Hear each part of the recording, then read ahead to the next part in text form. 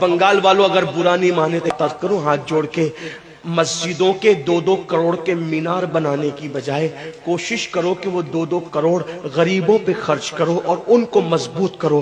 اگر ہماری قوم 10 سال میں مضبوط ہو گئی تو 2 نہیں بلکہ 10 کروڑ کے مینار ہم بنا سکیں گے۔ اس لیے میری گزارش ہے، جلسوں کے خرچے بھی کم کرو، شادیوں کے خرچے بھی کم کرو، اور سب خرچے کم کر کے اپنی قوم کو مضبوط کرو۔ حضور علیہ السلام اسی لیے تشریف لائے تھے۔ تو دیندار بنو، مالدار بنو، اور نمبر 3 ایجوکیشن پہ بہت محنت کرو۔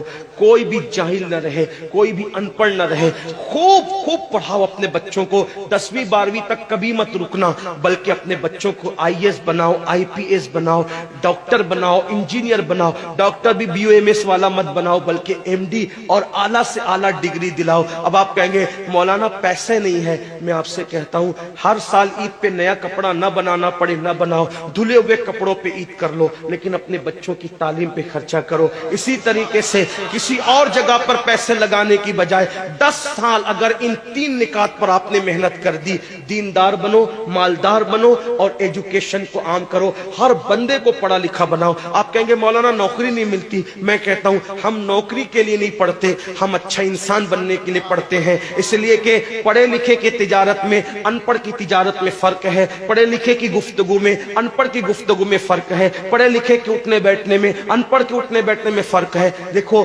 آپ یہ نہیں کہتا ہوں کہ آپ سب ان پڑھو، لیکن ایک بات آپ سے کہتا ہوں، محفل میں پڑھے لکھوں کا انداز اور ہوتا ہے، ان پڑھ لوگوں کا انداز اور ہوتا ہے۔ کھانے میں، پینے میں، اٹھنے میں، بیٹھنے میں تعلیم کو عام کرو، دنیا بھی پڑھاؤ، آخرت بھی پڑھاؤ۔ اپنے بچوں کو اتنا علم دو کہ وہ مسلمان رہے، سچے مسلمان رہے، اور اپنی بچیوں کو بھی اتنا علم دو، سچی پکی مسلمان رہے، اور اسکول، کالج، یونیورسٹی میں اعلیٰ سے اعلیٰ تعلیم دلاؤ۔ اور یاد رکھنا، غربت کا بہانہ مت بناؤ۔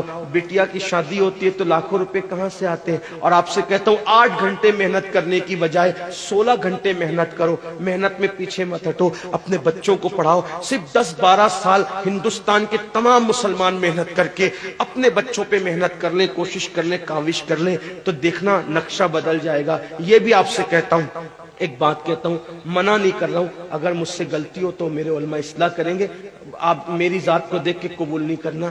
باپ کے چہلم پر 40 دیگ پکانے کی بجائے 1 دیگ پکاؤ، ان 40 دیگوں کا خرچہ بچا کر کسی بچے کی تعلیم پر اپنے باپ کے ایصال ثواب کے لیے خرچہ کر دو۔ پیر صاحب کے مزار پر 1 لاکھ کی چادر لا کے ڈالنے کی بجائے 100 روپے کی چادر ڈال دو، باقی کے پیسے بچا کر غریبوں کی تعلیم پہ خرچہ کر دو۔ پیر صاحب کے ایصال ثواب کے لیے وہ اس 1 لاکھ کی چادر سے جتنا خوش ہوں گے، وہ 100 روپے کی چادر سے بھی اس سے زیادہ خوش ہوں گے، کیونکہ آپ نے کسی کو اٹھا دیا، کسی کو آپ نے ترقی پہ لے گئے۔ ایک بات کہتا ہوں، میرا پیر جنتی ہے تو میرے پیر کو میری 1 لاکھ کی چادر سے کیا غرض؟ اس کو تو جنت میں اس سے بہتر لباس مل چکا ہے، اس کو تو 1 لاکھ کا اس سے بہتر لباس مل چکا ہے۔ تو یہ باتیں تلخ لگے معاف کرنا، لیکن آپ سے ایک بات کہتا ہوں، رسومات سے نکلو، حقیقتوں کی طرف آؤ، رسومات سے نکلو، سچائیوں کی طرف آؤ۔ ایک دوسرے کو گرانے کی کوشش مت کرو، ایک دوسرے کو اٹھانے کی کوشش کرو، آپس کے جھگڑے ختم کرو۔ تیرا سلسلہ بڑا، میرا سلسلہ بڑا، تیری برادری بڑی، میری برادری بڑی، تیرا پیر بڑا، میرا پیر بڑا۔